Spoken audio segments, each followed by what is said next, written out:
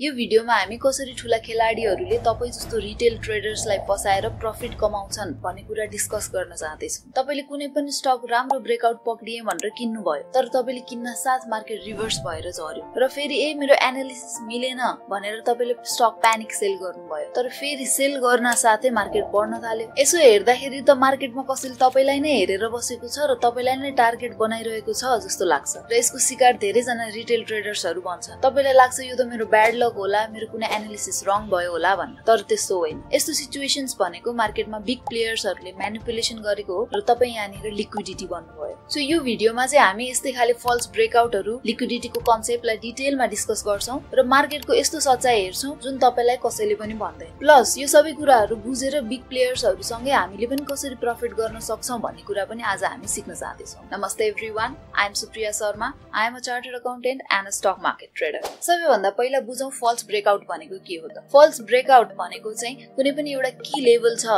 भनेदेखि त्यो लेभललाई प्राइसले ब्रेक गर्यो र ब्रेक गरेपछि ब्रेकआउट जस्तो देखिने तर इमिडिएटली अर्को फ्यु क्यान्डल्समा नै फेरि मार्केट रिभर्स हुने, त्यस्तो सिचुएसनलाई चाहिँ हामी फल्स ब्रेकआउट भन्छौं। यो फल्स ब्रेकआउट चाहिँ कुनै पनि चार्ट प्याटर्न्सको, कुनै पनि लेभलको, सपोर्ट रेजिस्टेन्स जस्तो लेभलको अथवा ट्रेन्ड लाइनको हुन सक्छ। चार्टमा चाहिँ यो फल्स ब्रेकआउटहरू यस्तो खाले देखिन्छन्।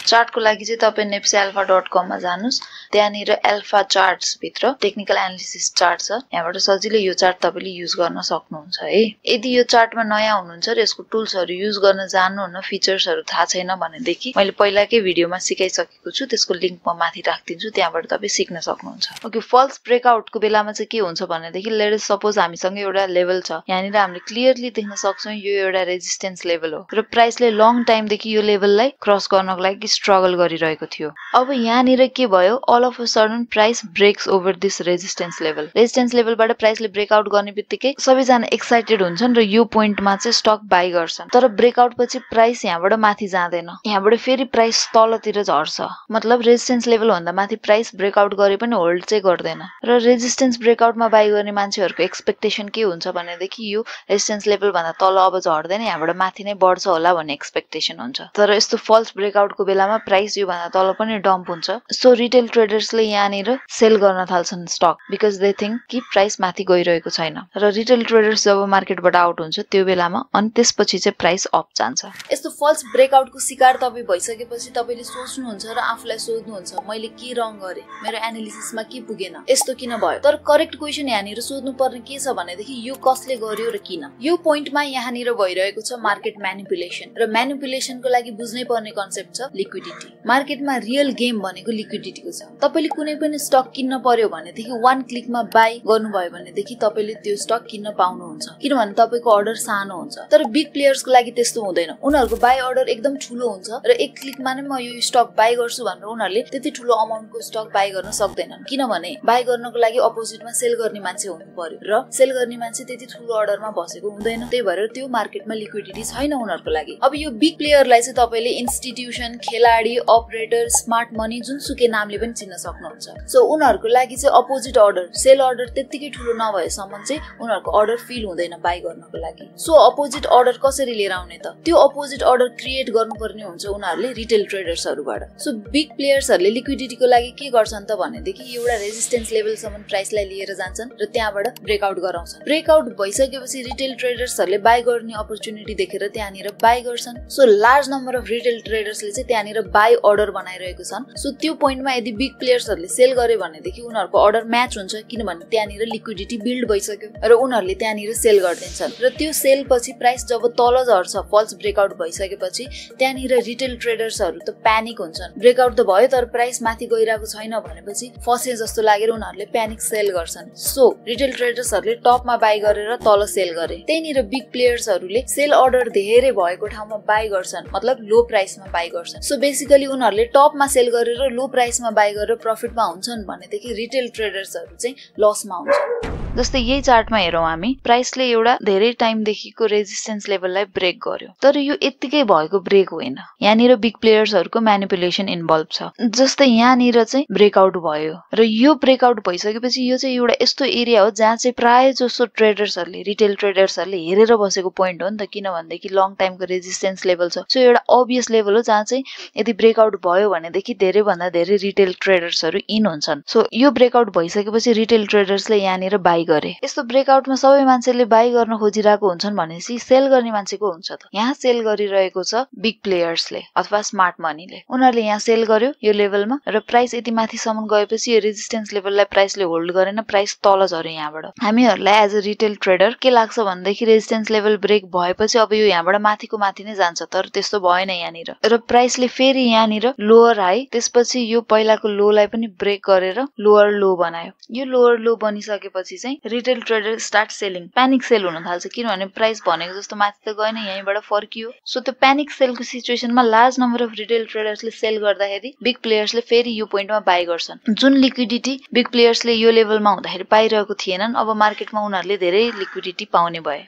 र त्यसपछि यो लेभलमा रिटेल ट्रेडर्सहरुले सेल गर्छन् त्यो सब लिक्विडिटी बिग प्लेयर्सले ग्र्याब गरेर जब रिटेल ट्रेडर्स मार्केटबाट रिमुभ हुन्छन् आउट हुन्छन् त्यसपछि प्राइस कति माथिसम्म जान्छ हेर्नु सो रियल मुभ यो ब्रेकआउटको बेलामा आएन रियल मुभ यहाँनिर जब रिटेल ट्रेडर्सहरु आउट भए मार्केटबाट त्यसपछि आयो so this is the whole game of liquidity त्यस्तै यो चार्टमा पनि तपाई हेर्न सक्नुहुन्छ प्राइसले चाहिँ लोअर हाई लोअर लो बनाउँदै डाउन ट्रेन्डमा गइरहेको थियो तर अचानक यहाँनिर के भयो यो पहिलाको हाईलाई ब्रेक गर्यो र यस्तो ब्रेकआउट मुभ आउने बित्तिकै यहाँनिर चाहिँ धेरै जसो रिटेल ट्रेडरहरु इन्ट्रेस्टेड हुन्छन् कतिपय ट्रेडर्सहरु त बिग ग्रीन क्यान्डल्सहरु आउने बित्तिकै बाइ गर्ने खाले पनि हुन्छन् त्यस्तो केसमा पनि यहाँनिर एकदम बाइ गर्ने मान्छेको नम्बर्स बढ्न जान्छ बिग प्लेयर्सहरुलाई सेल गर्नु परिरहेको छ यो स्टक तर सेल गर्नको लागि कसैले बाइ गरिदिनु पर्यो तर यो पोइन्टमा बाइ गर्ने मान्छे कोही पनि हुँदैन जब प्राइस तल झरिरहेको छ यो बेलामा बाइ गर्नको लागि कोही पनि इन्ट्रेस्टेड हुँदैन सो यो ट्र्यापले चाहिँ बायर्सहरुलाई इन्भाइट गर्छ मार्केटमा र बायर्सहरुले जब यो पोइन्टमा बाइ गर्न थाल्छन् then the big players are selling their स्टक्स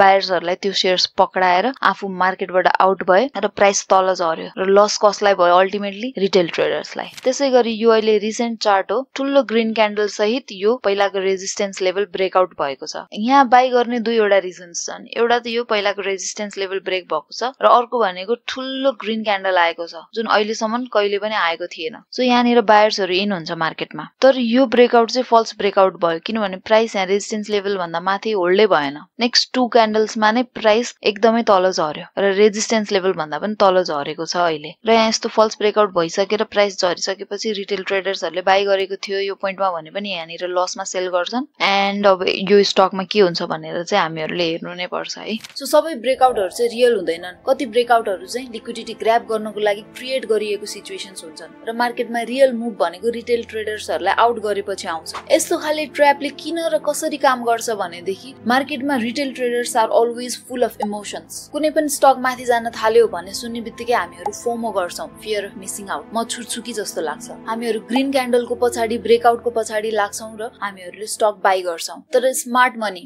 big players are not emotional they are strategic उनीहरुले यस्तो स्ट्र्याटेजी बनाउँछन् उनीहरुलाई ठ्याक्कै थाहा हुन्छ कि कहाँनिर रिटेल ट्रेडर्सहरुले चाहिँ बाइ गर्न सक्छन् सो बिग प्लेयर्सहरुले मार्केटमा फेक सिचुएसन्सहरु क्रिएट गर्छन् फेक ब्रेकआउटहरु गराउँछन् लिक्विडिटीलाई ग्र्याब गर्छन् र मार्केटलाई रिभर्स गराउँछन् and they do it again and again तपाईले चार्टलाई हेरेर यो कुरा यदि पत्ता लगाउन सक्नु भएन बुझ्नु भएन भनेदेखि you lose a lot of money in stock market so how to protect yourself आफूलाई कसरी बचाउने बिग प्लेयर्सहरुको यस्तो ट्र्यापबाट तपाईले कुनै पनि ब्रेकआउटलाई ब्लाइन्डली ट्रस्ट गरेर स्टक बाइ गरिहाल्नु हुँदैन मैले पहिलाको भिडियोमा पनि भनेको छु अलवेज वेट फर रिटेस्ट गर्छ र त्यसपछि break of the previous high गर्छ त्यसपछि मात्र हामीहरुले स्टक बाइ गर्न सक्छौं यहाँनिर एउटा रेजिस्टेन्स लेभल देख्न सक्छौं हामीले र प्राइसले यहाँनिर ब्रेकआउट दियो यो भन्दा माथि अब यो फल्स ब्रेकआउट हो कि रियल ब्रेकआउट हो कि प्राइस माथि जान्छ कि एउटा सेटअप मात्र हो बिग प्लेयर्सहरुले रिटेल ट्रेडर्सलाई ट्र्याप गर्नको लागि त्यो बुझ्नको लागि अलिकति हामी वेट गरौँ तबसम्म जबसम्म यो लेभललाई फेरि यसले रिटेस्ट गर्छ तपाईले यहाँ देख्न सक्नुहुन्छ यो एरियामा जुम इन गरे मैले प्राइसले फेरि यो लेभलमा रिटेस्ट गर्यो यो रिटेस्ट पछि पहिलाको हाई हाम्रो यो लेभलमा थियो ब्रेकआउट हुँदाखेरिको हाई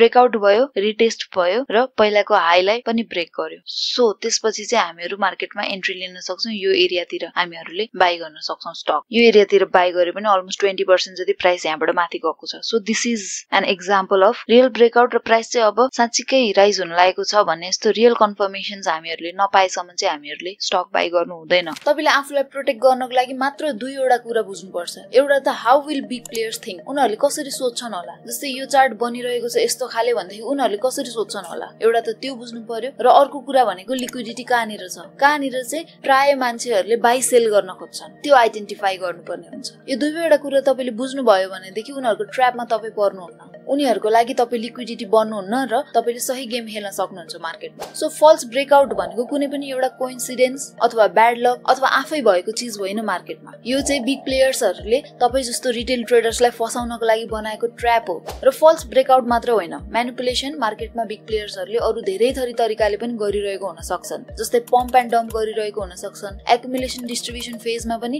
धेरै खाले म्यानिपुलेसन्सहरू हुन्छन्। र नेपालमा एकदम चर्चित भनेको इनसाइडर न्युजको बेसिसमा भएको म्यानिपुलेसन्सहरू हो। सो यो सबै चीजहरू तपाईले आइडेन्टिफाई गर्न जान्नु भएन भनेदेखि अरू मान्छेको प्रफिटको लागि तपाईँ चाहिँ लिक्विडिटी बन्न पुग्नुहुन्छ। तर आजको यो भिडियो हेरिसकेपछि चाहिँ सायद त्यस्तो नहोला। तपाईले पनि अब मार्केटमा म्यानिपुलेसन्सहरू कसरी हुन्छन् भन्ने कुरा जानिसक्नु भयो and you know how to protect yourself. So यो विषयमा अझै धेरै रिसर्च गर्नु होला। How was the video? Let me know in the comment section. I hope this video was beneficial to you all. Thank you so much for watching Trading Talks Nepal. I'll see you guys in the next video. Bye.